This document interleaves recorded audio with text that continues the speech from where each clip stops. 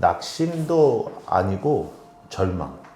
정말 아무것도 할 수 없는 그런 때가 있더라고요, 사람이. 예. 가까웠다고 생각하는 사람들도 등 돌리고, 하나님께서 저에게 물으셨던 단어들이 있어요. 억울하냐라는 질문을 많이 하셨는데, 그러면서 이제 시편 23편의 말씀을 다시 주신 거죠. 내가 너의 목자냐. 진짜 그때마다 제가 생각한 게 아니고 그냥 입에서 여호와는 나의 목자시니 내게 부족함이 없으리로다 라는 말씀을 이렇게 담아버리셨어요. 그러니까 기도하는 도중에 하나님 왜 이러세요 하는데 여호와는 나의 목자시니 내게 부족함이 없으리로다 하고 그 말씀을 제가 입술로 고백하게 하시고 생각하게 하시고 너무너무 화가 나는 거야. 나는 부족함이 너무 많은데 그래가지고 은혜 받고 눈물 흘리고 기도한 게 아니고 나도 참 애가 참 그런 거죠. 이게 목사인데도 그리고 가방 싸고 내려와 버리는 거죠. 나 기도 안 해. 근데 그러다가 또 이제 계속 마음이 힘드니까 마음이 너무 힘드니까 또 올라가는 거죠. 그럼 하나님이 또 그 말씀 기억나게 해주시고 그러면서 시편 23편으로 정말 주님께서 저에게 작업을 거신 거예요. 주님의 작업이 저를 살리신 거죠.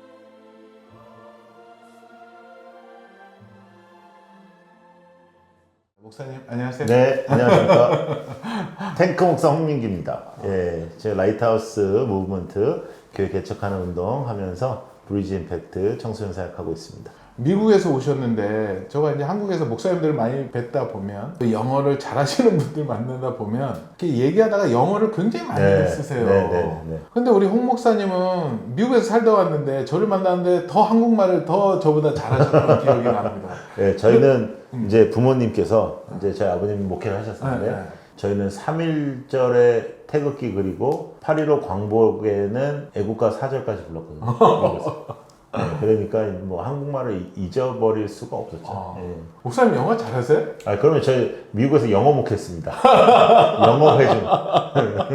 하여튼 목사님 처음 보는 캐릭터였어요. 네. 솔직하시고 또 너무나도 투명하고 청소년들, 청년들에 대한 열정이 굉장했고 그런데 아무것도 가진 것도 없었고 진짜 가진 게 없었죠. 저 300만 원, 그러니까 3,000불 들고 왔으니까요. 4인 가족이었는데 완전히 무식했죠. 그런데 하나님이 이렇게 20여 년 동안 목사님을 이렇게 만지시면서 훈련하시면서 탱크 목사님이라는 캐릭터가 딱 잡히게 됐는데 그건 대표님이 만들어주신 캐릭터죠. 아닙니다. 아니, 목사님 딱 생각하면 탱크 생각이 났어요. 정말로 좋은 의미의 하나님의 뜻을 받고 어떠한 어려움도 밀고 나가는 우리 목사님의 스타일을 보면서 너무나도 좋았고 제가 항상 응원을 했고 그 20여 년 동안에 여러 가지 일이 있었지만 그래도 많은 또 그 사역 가운데 또 지금 아름다운 열매들이 맺고 있는데 요즘에 가장 핵심적인 사역이 어떤 거세요? 저희는 라이트하우스라는 교회 개척 운동을 하고 있는데 국내에 16곳, 해외에 4곳 해서 20개의 교회가 지난 4년 동안에 세워졌죠. 이 라이트하우스 이 무브먼트는 거기서 차별점이 어떤 거죠? 저희는 맨 땅에다 하는 거죠. 그게 차별점이죠. 맨 땅에 사람과 건물이 없이 그냥 정말 주님만 바라보면서 그러니까 이제 공식적으로 망해야 되는데 지금 4년 동안 하나님께서 저의 상상을 초월하는 그런 일들을 펼쳐가고 계시는 것 같아요. 그렇구나. 저는 이제 목사님 뭐 책 많이 쓰시고 또 우리 규장에서도 많이 책이 나왔지만 제가 가장 그 애정하는 책이 뭐 이게 요 책이거든요. 이것도 이거 이렇게 하면 너무 직접적인 광고라 뭐라 그럴 수 있는데 저가 너무 은혜를 받아서 어려울 때 보면 너무나도 좋은 책이라는 걸 느꼈기 때문에 여기 책이 제목이 더 이상 내려갈 곳이 없었다라고 이제 하셨고 아마도 이게 어려운 상황 가운데 이겨나갔던 그 고백이라고 생각이 드는데 목사님이 이 책을 쓰시면서 낙심한 사람들에게 어떠한 조언을 좀 해주실 수 있으실까요? 낙심도 아니고 절망. 정말 아무것도 할 수 없는 그런 때가 있더라고요, 사람이. 노력하고 살았는데, 애쓰고 살았는데, 왜 이런 일이 나한테 벌어질까? 나 목회도 되게 열심히 했고, 대표님 내가 열심히 했대요. 그럼요, 열심히 했지. 그런데, 어떻게 이런 일이 나한테 벌어질까 하는 그런 상황 속에서 가까웠다고 생각하는 사람들도 등 돌리고, 그렇잖아요. 이제 그런 시기 속에서 하나님께서 저에게 진심으로 정말 물으셨던 단어들이 있어요. 그러니까 이제 제가 그때 굉장히 억울했으니까 억울하냐라는 질문을 많이 하셨는데 그러면서 이제 시편 23편의 말씀을 다시 주신 거죠. 진심으로 너는 내가 너의 목자냐? 넌 그러면 부족함이 없다라고 고백을 그럼 못하는 거냐? 제가 수도 없이 많이 설교했던 그 본문이지만 저는 그 시기를 통해서 다시 시편 23편을 정말 하나님께서 저의 마음속에서 다시 이렇게 쓰셨다라고 고백할 수 있는 그래서 그 고백들을 이제 다시 고백한 책이니까 저에게도 참 소중한 책인데 이 부분도 제가 탱커 목사를 쓸 때도 대표님이 아이디어를 주셔서 쓴 거고 이 책도 사실은 제가 안 쓰려고 그랬거든요. 제가 힘든 시간을 이렇게 누구한테 얘기하는 그런 스타일이 아니니까 근데 대표님께서 추천해 주셔서 그 시간을 좀 써보시라 해서 그래서 이제 세상의 빛을 보게 된 거죠. 저가 이 책도 요즘에 좀 힘들어하는 분들한테는 무조건 저 이 책을 선물해요. 그냥 이거는 책 제목으로서 얘기가 다 끝나버리고 이 카피로서 위로가 되더라라는 고백을 하거든요. 목사님 뭐 그때 뭐 다는 얘기할 수 없겠지만 힘드셨을 때 제일 먼저 찾아가신 게 이제 기도원이죠. 기도원. 그 얘기 좀 잠깐. 그 기도원밖에 갈 데가 없어요. 사람은 이미 이제 사람 만나고 싶지 않고 기도도 잘 안 되더라고요.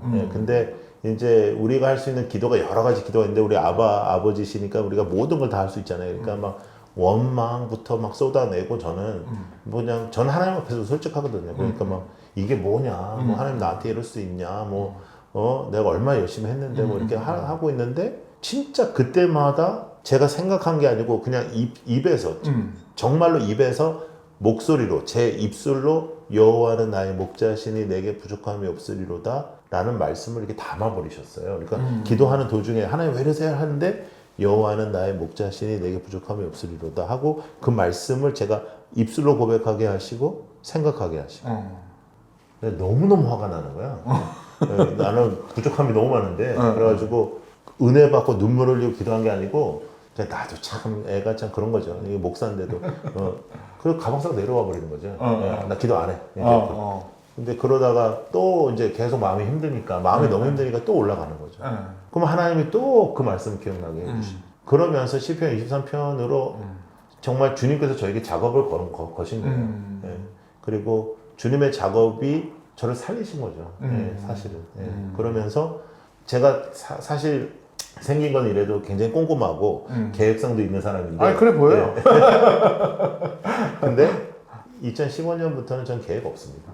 계획도 없고 비전 없습니다. 꿈 없습니다. 저는 그냥 순종과 충성이다. 그리고 매일매일 하루하루 하나님께서 인도하시는 대로. 그래서 라이트하우스 이것도 제 아이디어도 아니고 그냥 하나님께서 하라는 대로.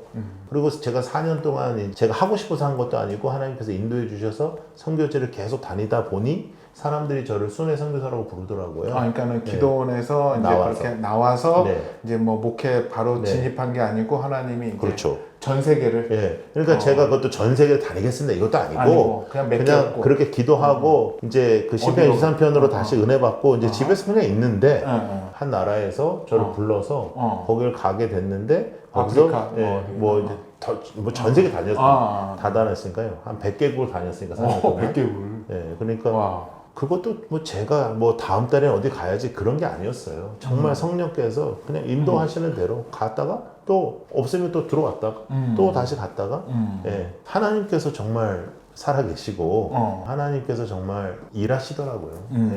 4년 동안 다니실 때는 나름대로 기도에서 치유가 다 되고 나오셔서 하신 거예요? 아니면은 어중간히 됐다가 다니시면서 또 완전한 치유가 됐다라고 보세요? 제가 볼 때는 저는 지금도 치유를 당하고 있는 것 같아요. 애가 맛이 갔다가 왔다가 상태가 좋았다가 안 좋았다 하는데 그 당시 하나님께서 이제 어느 정도로 세워주셨냐면 나는 사실은 이제 목회는 그만하고 싶었거든요.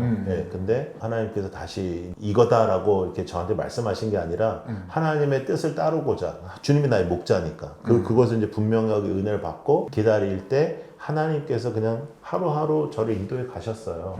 그래서 완벽한 치유였다기보다는 매일매일이 치유와 새로운 체험의 역사였다고 고백할 수밖에 없는 것 같아요. 그때 그 참 공황 얘기 좀 해주세요. 그게 이제 뭐 자주 일어난 일은 아닌데 그랬어요. 하나님께서 이제 마음에 귀국하지 마라. 그런 마음 주셨어요. 네, 네. 근데 이제 그때는 돈도 없고 어디 지역? 그때는 아프리카죠. 아프리카 있을 때. 네. 그러면 제가 할 수 있는 일이 뭘까 저는 항상 생각하는데 네. 제가 할 수 있는 일은 공항까지 가서 있는 일이잖아요. 그러니까 거기서 어차피 다른 데로 가게 하실 거니까 거기서 어차피 비행기 타야 되니까. 그래서 이제 기도하면서 거기 앉아 있었죠. 공항에. 네, 근데 뭐 계속 기도할 수 있어요. 그러니까 뭐 기도 좀 했다가 앉아 있다가 졸기도 했다가 뭐 사람 쳐다보다가 이제 그러다가 한 6, 7시간이 지났을 거예요. 근데 어느 한 선교사님을 만나죠. 네, 그래서 저를 알아보시더라고요. 약속한 것도 아닌데. 네, 약속한 것도 아닌데. 근데 너무 웃긴 게 그분도 지금 그때는 그런 생각도 없었는데 지금 생각해 보면 왜 여기 있냐 뭐 이래야 되잖아요. 근데 그분도 너무 태연하게 가실 데 없으면 저랑 가시죠 이러는 거예요. 그래서 지금 생각해 보면 그 다 이상한 얘기인데 그때는 그게 그냥 뭐에 홀린 것처럼 그러죠. 근데 선교사님 저 돈이 없어요. 괜찮아요. 뭐 이러면서 그분이 지금 티켓팅 해주시고. 네. 그래서 거기 가서 또 섬기고. 참 별난 일 많았습니다. 그때가 제일 행복했던 시절인가요? 그때는 더 이상 바랄 게 없더라고요. 진짜. 예, 그래서 제가 더 이상 내려갈 곳이 없는 것부터 시작해서 내 편은 아무도 없는 거, 내 마음대로 아무것도 안 되는 거, 더 이상 이렇게는 살 수 없다. 그리고 이제 이번에 더 이상 바랄 것이 없다라고 고백했잖아요. 그게 정말 제 인생 속에 그냥 솔직한 고백이에요. 예, 제가 뭘 이렇게 쓰려고 쓴 게 아니고 그냥 제 고백들이에요. 예, 아마 이 책을 보는 분들이 다들 그런 위로를 받으셨다 그러더라고요. 네. 더 이상 내려갈 데가 없고 정말 지하 몇 층까지 뭐 1층이 아니고 지하 3층, 4층까지 막 이렇게 내려갔는데 이거를 보고 나서 다시 힘을 얻었다. 예. 근데 정말 이렇게 낙심이란 단어는 약하고요. 절망이었죠, 절망. 예, 절망인데 절망이고 그 다음에 뭐라 그럴까? 희망이라는 단어가 1%도 없을 때, 예, 그러니까 낙심에도 희망도 있을 수 있잖아요. 근데 이건 절망 중에 절망은 희망할 게 하나도 없더라고요. 근데 그럴 때에 하나님께서 반드시 이렇게 하시더라고요. 이 예. 과정을 거치고 나서 이제 목사님이 집회나 이렇게 말씀 전하실 때 절망에 대한 관련된 메시지는 자신이 있으시겠네요? 2015년 전과 후는 제 목양의 질이 다르죠. 예. 어떻게 다르다고? 그 전에는 정말 열정적이고 뜨겁고 내가 열심히 하고 내가 열심히 준비한 걸 하나님께 올려드리는 삶이었다면 지금은 주님의 임재, 주님의 행하심만 정말 바라는 아무것도 할 수 없는 어떤 목회자의 그런 절규와 같은 그런 모습? 그런 집회라고 할까? 그럼 이제 탱크라는 개념은 다른 걸로 가야 되나? 그냥 주님께서 저희 탱크에 운전하시는 거예요. 운전하시는 거예요. 운전 하시는 분이 바뀐 거구나. 그렇구나. 목사님이 보실 때는 하나님 무엇을 가장 기뻐하실까요? 하나님이 저에게 요구하시는 거는 하나님이 나의 주인이다. 네. 전적으로 나는 너의 로드, 주인이다. 너의 인생, 너의 시간, 너의 은사, 너의 생각이 아니라 너는 나의 것이다. 저는 저의 믿음이 목회자이면서도 도마와 같았던 것 같아요. 그러니까 손을 주님의 상처에다가 넣어봐야 믿는. 그런데 어김없이 제가 다운되고 제가 제 상처 속에 갇혀 있을 때에도 주님께서는 주님의 상처를 저에게 보여주시면서 그러니까 주님의 심장을 저한테 그냥 나눠주신 거죠. 예, 그러니까 주님의 뛰는 심장을 저에게 나눠주시고 주님께서 저의 주인이 되어주신 그런 과정들 저에게는 그게 가장 중요한 것 같아요. 그래서 저는 하나님 중심 그것을 외치는 것이 그냥 하나님이 나의 주인이다. 예. 그래서 이제 저는 진짜 비전 꿈 없다니까요. 충성이다 나는. 좋습니다. 저도 고백을 했었었는데 목사님이랑 같은 고백을 했어요. 제가 이거 방송하기 전에 저 개인적인 인터뷰를 했는데 그 비전을 물어봐서 없다라고 해서 되게 그 동지가 한 명 있어서 진짜 정말 없어요. 근데 제가 원래 표도 잘 만들고 비전 이거 잘했던 사람인데 진짜 하나도 없는 것 같아요. 그러면은 하나님이 가장 싫어하는 거는 이거랑 반대되는 개념일까요? 그렇죠. 하나님 제일 싫어하는 건 네 마음대로 사는 것이다. 내가 주인이다. 네. 네 마음대로 하는 것이다. 더 나아가서 우리가 제일 많이 하는 그런 거 있잖아요. 내 뜻이고 내가 원하는 건데 주님의 이름으로 하는 척 하는 것, 그 다음에 더 나아가서 내 뜻인데 주님의 전능하신 능력으로 이루어 달라고 하는 것. 저는 그거는 기도 아니라고 생각합니다. 기도는 하늘의 뜻을 구하는 것이다. 하나님한테 뭔가 맡겨놓은 사람 찾는 것처럼. 그러니까 뭐 하나님이 그 믿음도 되게 좋아. 그래서 하나님이 하실 수 있다. 하나님 하실 수 있어요. 하나님이 능히 하실 수 있어요. 이걸 풀어주세요. 저는 그거는 기도 아니다. 기도는 하나님의 뜻을 내가 알지 못하니까 하나님의 뜻을 구하는 것, 하나님의 마음을 알게 되는 것, 하나님께서 원하시는 것을 내가 원하는 것. 네. 그렇구나. 요즘에 이제 뭐 이렇게 설문이나 이런 데서 보면 한국 사람들이 가장 그런 키워드로 나오는 게 요즘은 외로움이라는 단어가 많이 나오는데요. 맞아요. 외로움. 외로움이 나오는데 그게 이제 크리스찬들한테도 같이 나타나는 현상인 것 같은데 외로워하는 이 시대를 사는 크리스찬들에게 목사님이 주신다면 어떤 메시지를 주실 수 있을까요? 저는 외로움이라는 것은 정말로 자기 중심적 생각이라고 생각해요. 네, 하나님 중심적 생각이 아니다. 왜냐하면 대표님도 이제 기도하시면 네네. 주님과 깊게 기도하시면 혼자 기도하시잖아요. 네네네. 그죠? 네. 우리가 사람들과 같이 기도할 때는 진짜 우리의 영적인 그런 영성이 그런 기도라기보다는 공동체성이잖아요. 그죠? 네네. 그럼 혼자서 있어야 되잖아요. 네. 혼자서 기도할 때 외롭진 않잖아요. 너무 좋죠. 그죠? 그러니까 혼자 있는 시간을 확보해야 되는데 저는 이게 좀 사탄의 역사 같아요. 그냥 혼자 있으면 외롭다. 혼자 있는 시간이 외롭다라고 너무 자기 중심적인 그런 생각이 우리에게 팽배하지 않나. 왜냐면 오히려 저는 우리가 조금 더 외로워져야 영적으로 나아갈 수 있지 않을까? 그러니까 세상에서 더 외로워져야 되고 조금 단절돼야 되는 부분이 있잖아요. 그렇죠. 근데 그 단절되고 이런 외롭잖아요. 그런데 사실은 그 과정이 있어야 하나님을 찾는 거 아니에요. 그렇죠? 제가 어렵고 힘들었을 때 사람한테 안 가고 하나님한테 갔는데도 그 시간에도 제가 하나님을 제대로 못 찾았는데 그러면 맨날 사람만 하고만 같이 있으면 그렇다고 외로움이 해결되는 것도 아니고 군중 속에서 외로움을 느끼잖아요. 네, 그렇죠. 그래서 저는 정말 하나님 중심으로 우리가 생각이 바뀌는 게 중요한데 거기에 핵심은 세상에서 더 외로워져라. 그리고 하나님과의 시간을 늘려라. 저는 진짜 거기에 있다고 생각해요. 그래서 이제 사람들이 이제 하나님의 시간을 가는데 네. 옆에 주위 사람들도 보고 저희 직원들을 보면 또 두려워서 못 가더라고요. 하나님한테 가면 혼날까봐 또 하나님이 지적을 하실까봐 또 어젯밤에 했던 일을 하나님을 알고 계시니까 그 두려움, 그러니까 하나님 앞에 가려는 건 아는데 또 하나님으로 앞으로 가려고 그럴 때 두려움이 또 엄습해올 때 그것을 어떻게 이겨나갈 수 있을까요? 그건 하나님을 정말 잘 몰라서 그렇게 느껴지는 거거든요. 하나님이 죄인들을 대할 때 성경에서도 이제 나쁜 놈들이 많이 나오지만 그 중에 진짜 좀 질적으로 나쁜 놈이 삭개오인데 그 놈이 세금 걷는 놈 아니에요? 그것도 지 동족한테. 근데 예수님이 이렇게 말씀하시거든요. 나 오늘 너희 집 가난다. 그걸로 끝나거든요. 그냥 그걸로 삭개오가 그냥 뒤집어지거든요. 너 왜 그랬니? 너 이런 식의 대화가 예수님 한 번도 없어요.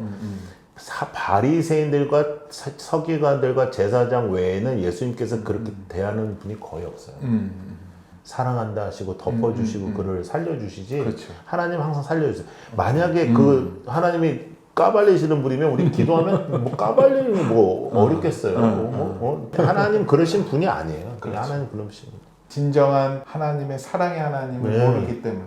그럼요. 진짜 하나님은 한 번도 우리를 내치시지는 없고. 그러니까 겁날 거 없이 그냥 하나님 앞에 가면 된다. 진짜 그냥 겁은 무슨 겁이에요. 진짜 그냥 가야죠. 그냥 간다. 요즘에 그런 얘기들 많이 하더라고요. 그 아버지에 대한, 육신의 아버지에 대한 두려움과 어려운 관계가 실제 하나님과 교제에 있어서 어려워하시는 분들이 굉장히 많거든요. 특별히 목사, 장로, 아들들. 그렇죠. 아버지가 신뢰할 때 하나님 잘 안 믿죠. 그러니까 제가 청소년 사역을 오래 하고 청년 사역을 오래 했잖아요. 그러다 보니까 오히려 불신자 부모를 둔 애들이 훨씬 나아. 왜냐하면 걔네들 맨날 기도만 하거든요. 우리 부모님 예수 믿게 해달라고 이렇게 기도해요. 예수 믿는 부모 밑에 있는 애들은 이게 헷갈리는 거예요. 특별히 목사와 장로. 그때 저는 이제 항상 그렇게 얘기하죠. 너의 아버지하고 비교하지 마라. 그럼에도 불구하고 아이들이 은혜를 받으면 놀라운 일이 벌어져요. 그게 뭐냐면 지금까지 그 아빠 때문에 하나님하고도 거리가 무너졌는데 그 아버지를 위해서 진짜 기도하는 아이로 변화되게 하거든요. 그러니까 이건 하나님의 은혜는 정말 설명할 수가 없는 것 같아요. 예, 설명할 수가 없다. 근데 아버지들 좀 잘해야 돼, 진짜. 아버지들 맞습니다. 저도 아버지지만 잘해야 됩니다. 네. 제가 그 부끄러운 얘기지만 제가 이제 저도 어릴 때서부터 모태 신앙이었고 했는데 이제 제가 살아가면서 중간에 이제 성령님을 깊이 만났던 때가 있었던 것 같아요. 그때 제가 제일 처음으로 이제 성령님한테 받은 마음은 회개하라였는데 특히 회개하는 게 가족한테 사과하라는 마음을 주셨어요. 그래서 맞아. 저는 그때까지만 해도 내가 나 정도면 좋은 아버지, 좋은 남편이라고 생각을 했는데 성령님이 내 안에 이렇게 비춰주시고 이렇게 빛이 들어오니까 저의 그 부끄러웠던 모습들이 하나하나 다 보이게 돼서 제가 우리 아이들한테 가정 예배를 드리면서 한번 무릎 꿇고 사과한 적이 있었어요. 그러면 이제 아이들이 다 상처가 그냥 끝나죠. 네, 그래서 우리 그때 큰 아이도 그렇게 나이 그때 이제 초등학생이었고 둘째 딸도 초등학생이었고 막내는 아주 어린애였는데 첫째 아들이 울면서 용서해 주더라고요. 그리고 뭐 딸은 저 그렇게 잘못한 건 없었는데 걔도 하여튼 용서해 주고 근데 막내는 저를 제일 많이 위로해 줬어요. 막내 자기는 뭐 상처받은 건 없는데 일단은 용서해 줄게 딱 그렇게 해주더라고요. 그래서 그러고 나서 저희 가정이 확 변화됐어요. 변하죠. 진짜 아빠들이 회개해야 됩니다. 네, 그럼요. 네. 오늘 붙잡고 회개하시기. 네, 그럼요. 네. 예, 그렇구나. 목사님 보시기에는 하나님의 가장 관심 가지는 키워드, 관심 분야는 이 시대는 무엇이라고 생각을 하세요? 긍휼이요. 긍휼. 네. 예수님의 마음을 그대로 이 땅에 보여주는 곳. 네. 저는 그게 긍휼이라고 생각하는데 특별히 예수를 안 믿는 사람들, 또 특별히 가난하고 어려운 자들. 예수님의 마음은 거기에 있다고 저는 믿어요. 네. 그래서 예수 믿는 우리가 긍휼한 마음으로 주님이 우리를 대하셨듯이 긍휼한 마음으로 이 세상을 대한다. 이 세상은 우리가 따라갈 곳이 아니지만 세상은 분명히 우리가 다스려야 할 곳이다. 예, 그래서 다스려야 할 곳에서 다스림을 당하지 말고 그럼 무엇으로 다스리냐? 하나님의 마음으로요. 긍휼한 마음으로. 예, 어려운 곳에 꼭 서 있는 우리 크리스찬들이 많아지기를 좀 바랍니다. 목사님 생각을 하면은 네. 특히 청소년들한테 거침없는 네. 메시지, 네. 사랑 이런 네. 것들이 대표적으로 생각이 네. 나는데 저는 의문이 청소년이 저도 제일 무섭거든요. 네. 이렇게 네. 특히 중학생 앞에서 어떤 네. 제가 간증이나 말을 전할 때 보면은 정말 무반응이에요. 그렇죠. 예. 어떻게 하세요? 저는 어린이들이 더 무섭거든요. 네, 그러니까 이제 다 이제 커뮤니케이션 하기 어려운 대상이 다 있는 것 같은데 네. 중고등학생들은 아이들이라고 생각하지 않아요. 네, 저는 다 컸다고 생각하고 너희들이 다 컸으니까 내 이야기를 잘 알아들을 줄 안다 하면서 이야기를 할 때 아이들이 잘 알아들어 주는 것 같고요. 그 다음에 사람 느끼잖아요. 쟤가 날 좋아하는구나. 그걸 느끼니까 나는 진짜 애들이 좋거든요. 예. 그러니까 이제 유치원 이런 애들이 나 무서워.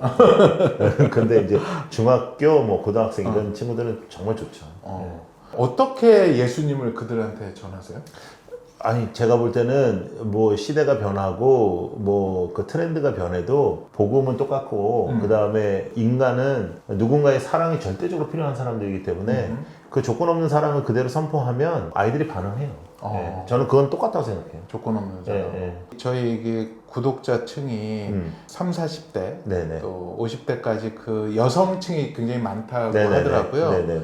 그럼 다들 그런 자녀들을 그렇죠. 키우실 텐데 네네. 중학생 자녀, 고등학생 자녀한테 물론 엄마들이 사랑을 하는데 네네네. 그 사랑을 어떻게 전하는? 전하면 안 되죠. 네, 엄마는 제가 부탁인데 엄마 친구들하고 나가셔서 점심도 드시고 커피도 드시고 수다 많이 떠시고 힘이 다 빠져가지고 나는 오늘 힘이 너무 빠진다 이런 상태에서 집에 가서 아이가 오시면 아무것도 하지 마세요.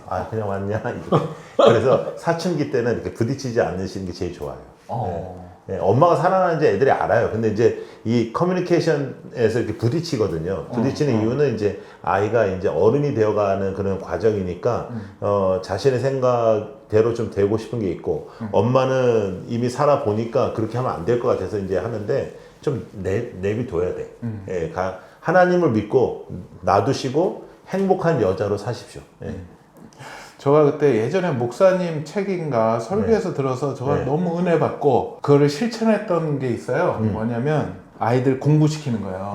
그때 목사님이 그런 얘기 하셨어요. 그 유전자가 어디서 왔냐? 그럼. 그 부모에서 왔다. 그럼. 당신들이 엄마 부모들이 공부를 그렇게 못했으면 아이들한테 그 요구하는 거는 그거는 아니다. 그래서 저희 아이들이 굉장히 행복하게 했거든요. 그거에 대해서 좀 더 정확하게 좀 얘기해 주세요. 저는 분명히 하나님께서 계획을 가지고 이 땅에 모든 아이들을 보내신다. 그 계획을 이루시기 위하여 모든 아이들에게 은사를 주신다. 근데 대체적으로 그 은사가 DNA적이다. 그러니까 하나님께서 다 쓰시거든요. 물론 이제 우리 공부 잘하는 애들도 필요하지. 공부 잘하는 애들이 의사 같은 거 해야지 막 수술실 들어가서 뭐 까먹었다 그러고 그러면 이제 다 죽잖아요. 그러니까 이제 그런 애들 필요하지만 병원까지 앰뷸런스로 운전해 가야 되는 사람도 필요한 거고 그 사람을 캐리하는 사람도 필요한 거고 그러니까 은사 없이 태어나는 사람은 없고 계획 없이 태어난 사람은 없다. 근데 하나님의 그 계획을 믿고 여유롭게 표현되면 아이도 살고 부모도 산다. 그러면 쓸데없는 아규멘트나 대화를 잘못하는 그런 실수를 안 한다는 거죠. 왜냐하면 자꾸만 그렇게 하면 애들도 이제 부모한테 말을 안 하게 되고 부모도 말을 안 하게 되고 대화가 끊겨요. 그래서 집에서는 그냥 쓰잘데기 없는 대화를 많이 해야 되는데 이것도 되고 저것도 안 되고 막 모든 게 이제 이렇게 되면 대화가 끊기는 게 최악이에요. 지금 대화가 끊겨 있는 엄마 아빠가 있으면 이걸 어떻게 회복을 할 수 있을까요? 첫째는 정말 관계가 안 좋을 때는 아들인 경우에는 아빠, 딸인 경우에는 엄마랑 여행을 가시는 게 제일 좋고요. 아주 지금 단절돼 있으면 따끈따끈한 시간을 통해 가지고 좀 해결되는 게 좋고 이제 대체적으로 그렇지 않다 그러면 이제 저녁에 얘기하세요. 이제 야 그동안 내가 뭐 너무 정답 위주로 말하고 너도 좀 나한테 싸가지 없이 해서 우리가 좀 대화가 이제 끊겼는데 우리 이제 잘 살아보자. 그러면 애도 이제 무슨 말 할 거예요. 그럼 그거 잘 받아주고 그래서 이제 그렇게 풀면 되죠. 솔직하게 풀면 돼요. 신앙의 전수를 어떻게 하는 게 좋을까요? 신앙의 전수라기보다는 그냥 여러분들이 애쓰시는 모습을 그대로 보여주시는 게 어떨까 싶어요. 왜냐하면 막 교회 가는데 교회 가는 차 안에서 뭐 죽이네 살리네 뭐 사네 못 사네 한 다음에 딱 교회 딱 도착하자마자 샬롬 막 할렐루야 이러니까 애들이 환장하는 거거든요. 그냥 그러지 마시고 그냥 있는 그대로 애들한테도 아빠가 다 믿어지는 건 아니다 라고 해도 돼요. 그러나 그래도 아빠는 난 하나님 믿어 볼란다. 이런 식이 더 훨씬 더 먹히지. 그냥 아이 앞에서도 뭐 넌 뭐 주님을 따라라 뭐 하면서 여러 가지 삶에서 애들을 피해갈 수는 없잖아요. 애들이 평가하는 게 똑바르니까. 그러면 이제 아이들이 실망한단 말이죠. 그러니까 있는 그대로 되는 건 되는 대로 안 되는 건 안 되는 대로 있는 그대로 보여주시되 부모님께서 그러나 우리 집은 하나님 중심으로 살려고 애쓰는 집안이다. 저는 그것이 훨씬 더 아이들한테 먹힐 것 같아요. 교회에서 선생님 입장에서 학교 선생님처럼 자주 만나는 것도 아니고 일주일에 한 번 만나는데 그 사랑과 또 그 마음을 전하고 싶은데 그게 이제 잘 전달하지 못하고 해서 교회에서의 끈끈한 그런 사제 관계들이 형성이 잘 안 되는 게 보이더라고요.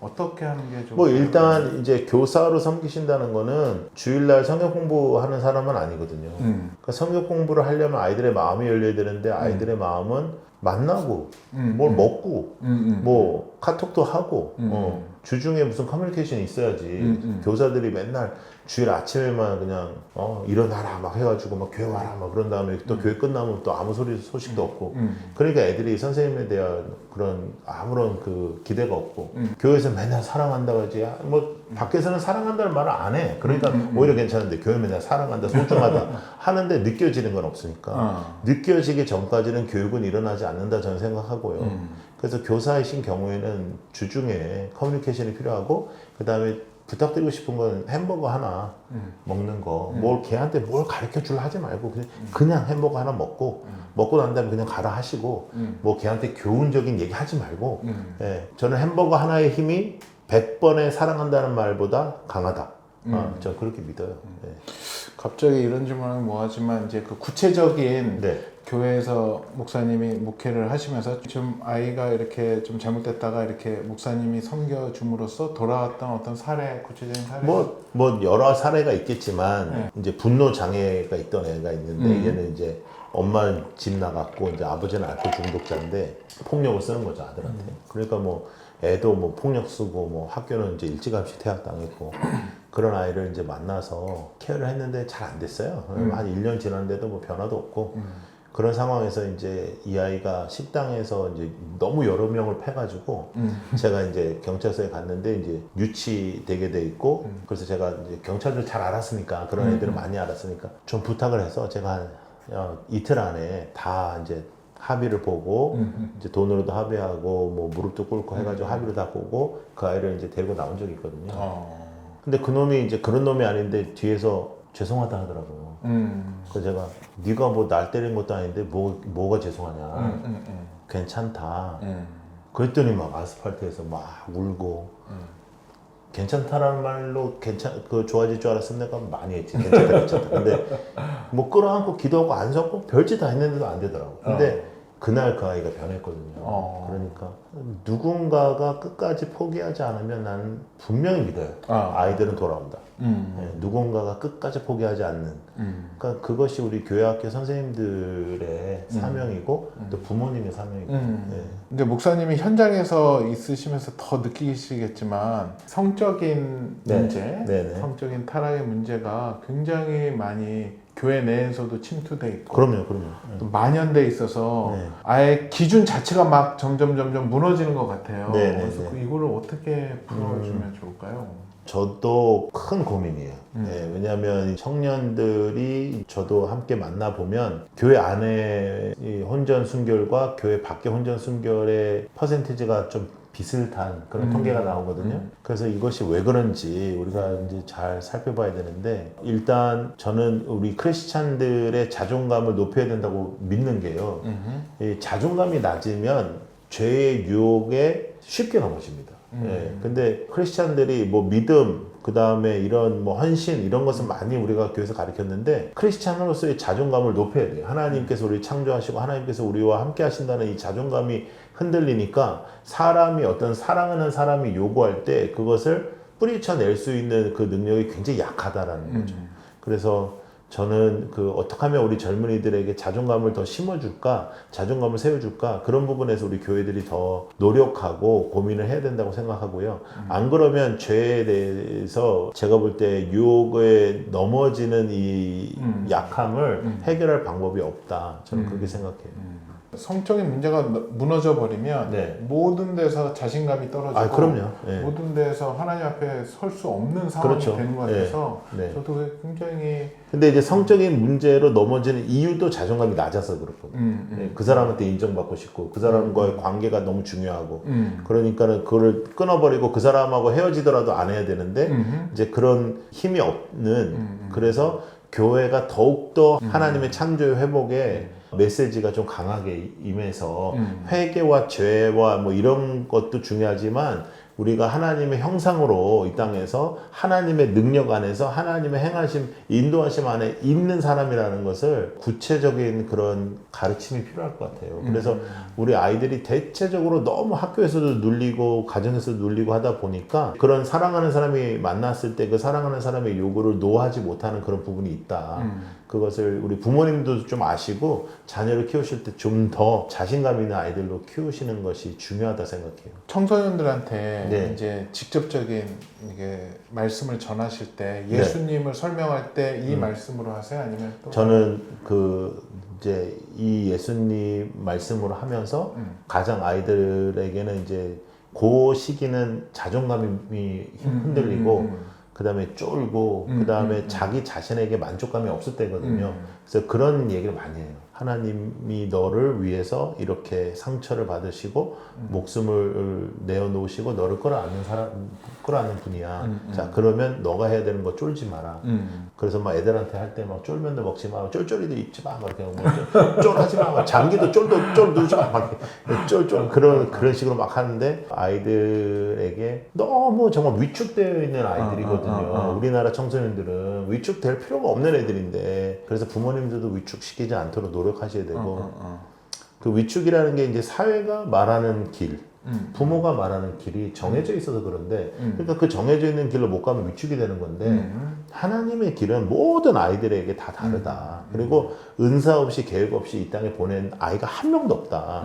저희는 그 믿음으로 좀 나갔으면 좋겠고 우리 아이들한테는 정말 그 얘기를 해주고 싶은데 하나님이 살아계시는 한, 하나님이 진짜인 한 너는 진짜 쫄 필요가 없다. 쫄지 마라.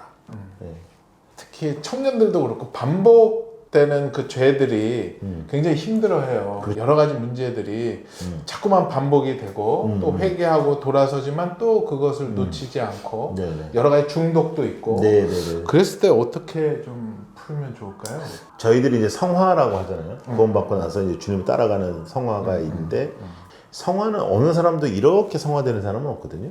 이렇게 성화되거든요. 이렇게 왔다 갔다 하면서 이제 마지막에는 이제 뒤돌아봤더니 여기 와 있는 거죠. 그러니까 반복되죠. 반복되고 쓰러지고 또 쓰러지죠. 근데 저는 이제 아이스케이팅 그 예화를 많이 쓰는데 아이스케이팅을 처음에 탈 때 처음부터 샥샥 타는 사람은 없잖아요. 스텝 한 다음에 넘어지고. 근데 어느 누구도 거기에 나 이거 한 번 넘어졌으니까 나 못 일어난다 하는 사람 없잖아요. 또 바짝 일어나서 또 다시 하잖아요. 그러니까 영적인 것도 그런 것 같아요. 지난번보다 한 번 더, 한 스텝 더 가는 것, 쓰러졌으면 넘어진 데에서 엎어지지 말고 다시 일어나는 것, 그리고 또 다시. 그래서 회개가 되풀이된다고 하지만 되풀이돼도 괜찮으니까 지난번 회개를 내가 또 되풀이하는 인생이라고 좌절하지 말고 다시 회개하고 지난번보다는 한 발짝이라도 더. 그 다음에 또 쓰러지면 거기서 자빠져 있지 말고 다시 일어나서 다시. 그래서 반복되는 죄가 문제가 아니고 엎어져 있는 게 문제다. 절대로 엎어지지 마라. 거기서 누워 있지 마라. 얼음에 누워 있는 사람 없잖아요. 발딱 일어나서 또 다시. 그래서 이제 어느 순간에 우리가 이제 스케이트를 잘 타는 날이 올 거다. 그러니까 이제 그 날까지 항상 우리는 반복되는 죄보다는 반복되는 일어남이 중요하다. 저는 그렇게 생각합니다. 그렇구나. 목사님, 제가 이제 오늘 이렇게 얘기하면서 제가 더 이렇게 느껴지는 점은 목사님은 아버지의 사랑, 하나님의 사랑에 대해서 결국은 그걸로 모아지게 되더라고요. 그럼요.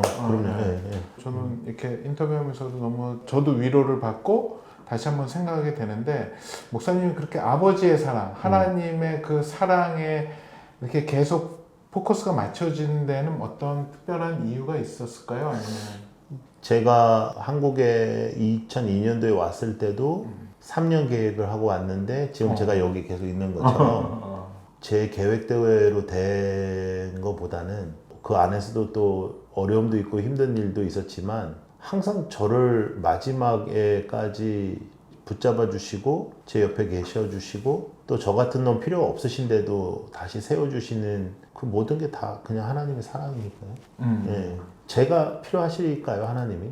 저는 필요하시지 않을 거예요. 근데 하나님의 사랑이 저를 오늘도 사용하시고 저의 호흡에 의미를 주시는 거니까 그냥 하나님의 사랑이 다죠. 저는 이 인터뷰를 이제 시작을 하면서 새롭게 오시는 우리 목사님들 함께 하시는 분들의 메시지를 통해서 꼭 하나라도 우리 시청자분들이 은혜 받기를 원했는데 오늘은 명확하네요. 하나님의 그 사랑, 끝없는 사랑 다시 한번 생각해 보게 되는 시간이었고 예수님의 그 긍휼하심을 통해서 우리가 얼마나 사랑받고 있고 그 은혜 가운데 살고 있는지를 깨닫는 시간이 된 것 같아요. 그래서 저는 목사님을 만난 시간이 정말 너무나도 기쁘고 은혜스럽고 우리 목사님 뭐 터프하고 막 밀고 나갈 것 같은데 그냥 하나님의 사랑으로 끝을 맺으니까 너무 좋고 목사님의 진면목이 이렇게 나누어져서 너무 좋은 것 같습니다. 감사합니다. 하여튼 더 이상 내려갈 곳이 없었던 우리 목사님이 또 하나님의 은혜로 사랑으로 이렇게 또 회복이 되고 또 그 사랑을 또 이 땅에 또 널리 흘려보내고 계신다라는 게 너무나도 기쁘고 앞으로 이제 뭐 계획이 없으시다고 했는데 네네네. 그래도 이제 요즘에 하나님이 목사님을 이렇게 끌고 가는 방향은 어느 쪽 방향이세요?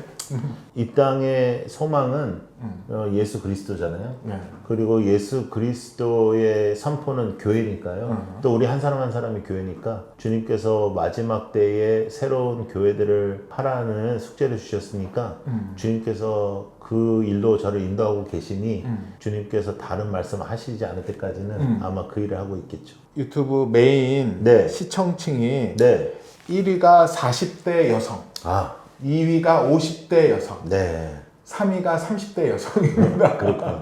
우리 자매님들이 많이 보시는 네. 이 방송인데 우리 그분들한테 조금 해주실 얘기 있으시다면? 너무 애쓰지 않으셨으면 좋겠다.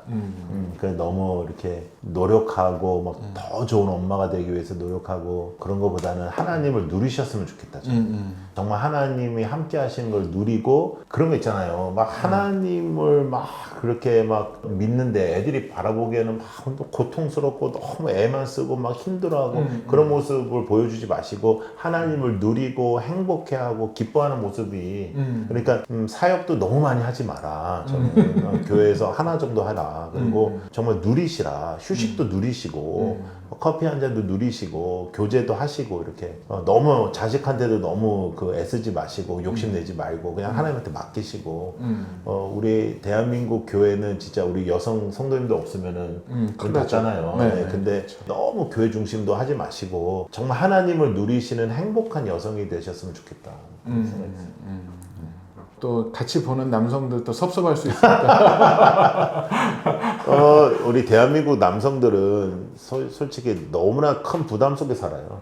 너무 큰 짐이 이제 어깨에 놓여 있고 그런데 이제 사회는 40대만 들어가도 벌써 퇴출 위기설이 막 있잖아요. 그쵸, 근데 그쵸. 아이들은 그 당시가 또 돈이 가장 많이 들어가는 시기고 위태롭죠. 그러니까 정말 주님밖에 없는데 우리 남성들이 뭘 믿고 주님을 안 믿는지 모르겠어요. 그리고 이제 딴짓하고 다른 데서 잠깐만 해결책을 하질라 하니까 더 악순환이잖아요. 그러니까 다른 거 없습니다, 진짜. 이거 예수 믿어야 돼요. 그리고 예수를 믿고 정말 주님이 나의 주인 되심을 경험을 해야 우리 가장들이 느끼고 있는 이 문제를 해결하지 이 세상은 우리의 짐을 덜어줄 수가 없어요. 그래서 다시 한번 뭐 너무 그냥 뭐 목사가 교과서 같은 말을 하는 것 같지만 정말 주님 붙잡을 수밖에 없습니다. 기도를 좀 하나 해주시면 좋겠는데 네. 전부 다를 위한 말고 딱 한 층의 타겟층 누구를 위해서 기도하면 좋을까요? 저는 절망하신 분들을 위해서 기도합니다. 아 좋네. 네. 그러면은 우리 목사님은 오늘 절망하신 분들을 위해서 같이 기도하고 싶습니다. 그래서 이 기도를 같이 듣고 같이 하는 분들이 이 절망 가운데 하나님의 이 헤세드가 흘러내리는 그런 시간이 되었으면 좋겠습니다. 네. 목사님 기도 한번 해주시죠. 아버지, 우리의 절망의 자리, 아무것도 내가 할 수 없다는 그 자리, 슬픔과 눈물과 아픔과 상처의 그 자리에 가장 큰 상처를 받으실 이유가 없는 주님께서 나를 위하여 받으신 그 상처와 함께 나를 찾아와 주셔서 지금 그 자리에서 우리를 끌어안아 주시옵소서.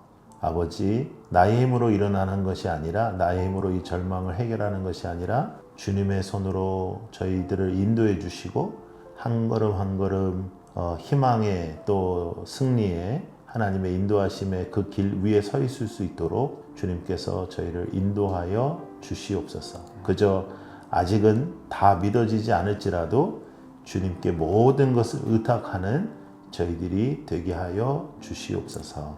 예수님 이름으로 기도드립니다. 아멘. 제 안에 있는 예수님은 상처를 끌어안아 주시는 예수님이신 것 같아요. 그러니까 주님의 상처를 이렇게 도마에게 보여주시잖아요. 교회는 이 세상에서 주님의 상처를 보여줄 수 있는 곳이어야지 되고 우리는 다 내가 상처받고 내 상처에 대해서 거기서 또 못 헤어나잖아요. 그런데 나의 상처를 만져주셨던 더 큰 상처의 주인이신 예수님이 나타나는 것. 그래서 상처가 너무 많은 이 시대에 가장 큰 상처를 받으신 분은 예수님이시더라고요. 우리가 아니더라고요. 네, 그래서 그 예수님의 상처가 나를 덮더라고요. 내 안에 있는 예수님은 상처의 예수님.